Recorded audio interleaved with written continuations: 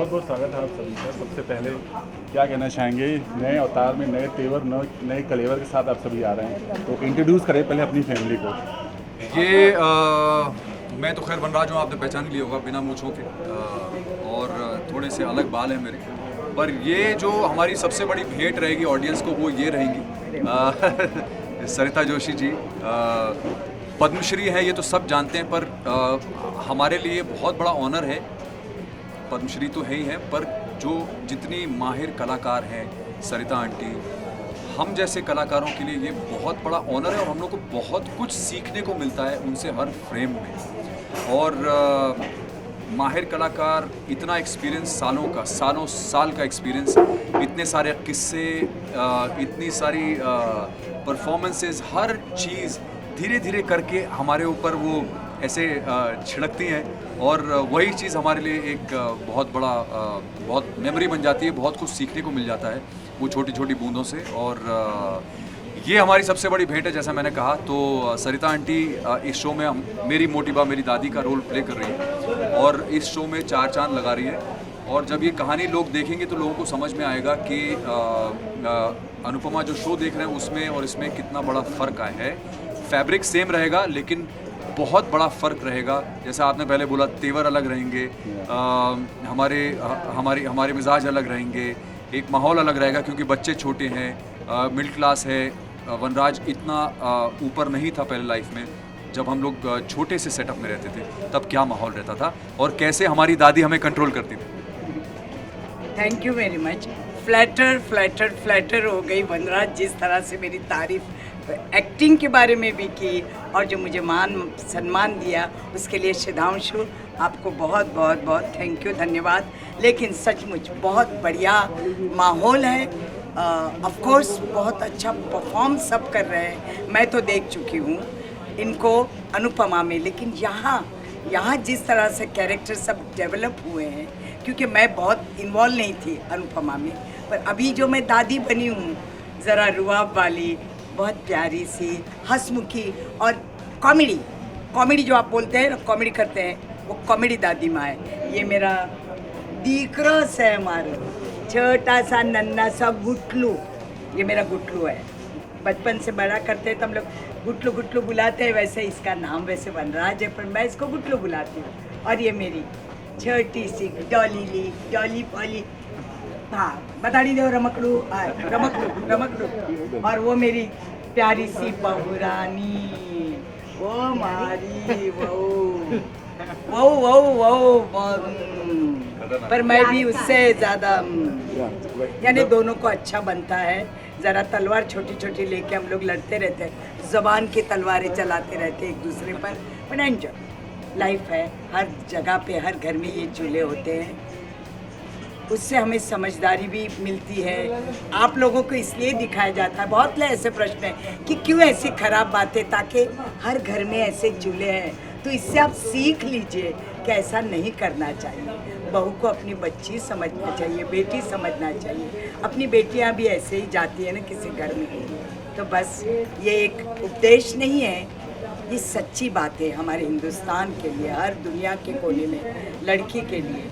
और अनुपमा खुद एक इतनी अच्छी कैरेक्टर यहाँ दिखाई गई है जो रूपाली गांगुली करती है।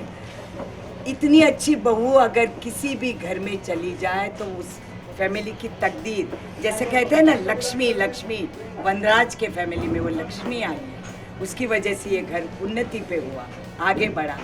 तो हर बहू के पाँव अगर आप प्यार और दुलार दो तो आपकी उन्नति है और है। सलाम, नमस्ते, अमेरिका। बहुत बड़ी बात कही है। और सबसे बड़ी बात ये, बहुत कम मौका मिलता है लोगों को कि अपने ही शो के प्रिक्वल में काम कर रही हैं, इसके बारे में क्या कहना चाहोगे?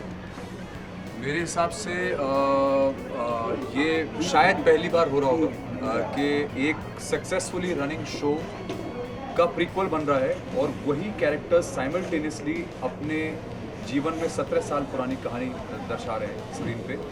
और ये एक बहुत बड़ा गैम्बल भी है क्योंकि पब्लिक उसको कैसे रिसीव करेगी ये भी रिस्क है। पर हमें बहुत कॉन्फिडेंस है इस बात का कि हमारे शो को जितना प्यार मिला है उतना, अगर उससे ज़्यादा नहीं तो उतना तो कम से कम हमको इसमें भी प्यार मिलेगा, क्योंकि इसमें भी वही सेंटिमेंट्स हैं एक परिवार है, मध्यम वर्गीय परिवार है, उसमें एक दादी है, एक माँ है, एक बहन है, बच्चे हैं छोटे छोटे, और एक ऐसा माहौल है जिसमें एक छोटा सा घर है, किचन है, सब लोग साथ में बैठ के खाते पीते हैं, गाना गाते हैं, खुशी मनाते हैं, साथ में दुखी होते हैं।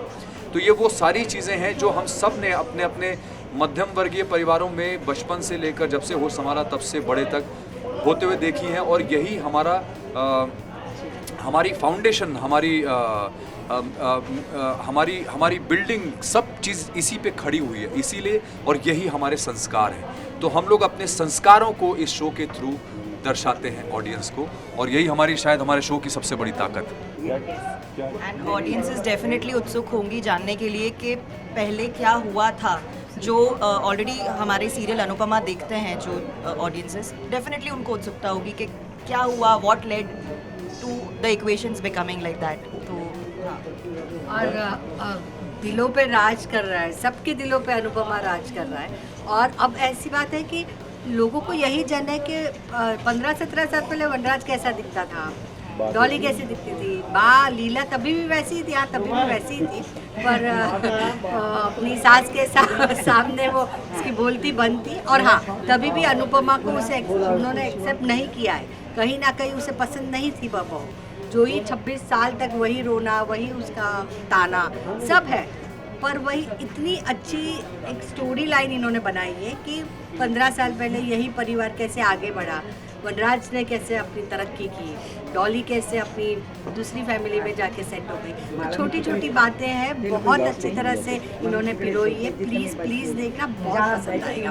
और ये हमारा छोटू सा समर है, बड़े समर को तो आपने बहुत प्यार किया है, इसे भी आप प्यार करना। बोलो हेलो।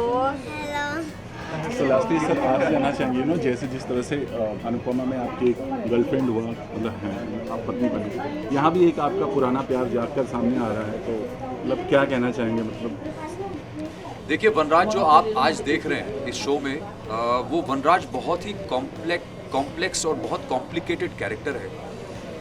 हमेशा वनराज ऐसा नहीं था। तो वनराज क्यों वनराज बना, क्यों उसकी ऐसी मानसिकता हुई, वो आपको इस शो को देखने के बाद समझ में आएगा। इसीलिए इसमें जो मेरी एक लव स्टोरी है वो दिखाई जाएगी, कॉलेज टाइम की लव स्टोरी है, जो इसकी ज़िंदगी में सबसे बड़ा भूचाल, सबसे बड़ा बदलाव लेके आई थी, और जिसके बाद वनराज बन गया था। वो कहानी इस वेब सीरीज़ में पूरी तरह से आपको देखने को मिलेगी। और मुझे ऐसा लगता है कि शायद जब ऑडियंस ये देखेगी तब ऑडियंस को थोड़ा सा शायद सिंपैथाइज़ करने को मिले वनराज के कैरेक्टर के साथ, क्योंकि उनको भी समझ में आएगा कि वनराज के साथ भी ऐसा हुआ था, इसीलिए वनराज शाह जैसा बना, और किन परिस्थितियों में उसने अनुपमा से शादी की और फिर अपने परिवार को आगे लेके बढ़ा।